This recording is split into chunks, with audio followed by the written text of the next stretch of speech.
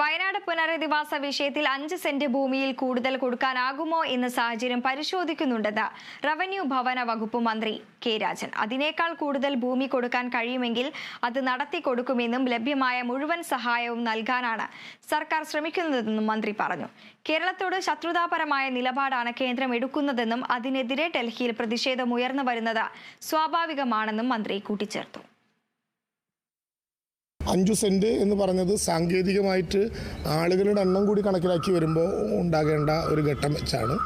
ഇപ്പോൾ 5 സെൻറ്റ് എന്ന വാദത്തിലൊന്നും മുറുകെ പിടിക്കുന്നില്ല ഗവൺമെൻറ്. അതിനേക്കാൾ കൂടുതൽ കൊടുക്കാനാകുന്ന സാഹചര്യമുണ്ടോ എന്ന് സർക്കാർ പരിശോധിക്കുകയാണ്.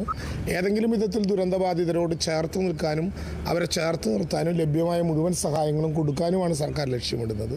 കേരളത്തിനോടുള്ള ശത്രുതാപരമായ നിലപാടാണല്ലോ കേന്ദ്രം എടുത്തു പോകുന്നത്. എന്തേ കേരളത്തിനോട് ഇത്ര വിരോധം? കേരളം ഇന്ത്യയുടെ ഭാഗമല്ലേ? അപ്പോൾ അതൊരു ശരിയായ കാര്യമല്ല. സമരങ്ങളുണ്ടാകട്ടെ ജനാധിപത്യത്തിൽ. സർക്കാർ കൃത്യമായ ധാരണയോടുകൂടി ഏറ്റവും നല്ല വഴികളിലൂടെ തന്നെയാണ് കടന്നു പോകുന്നത്.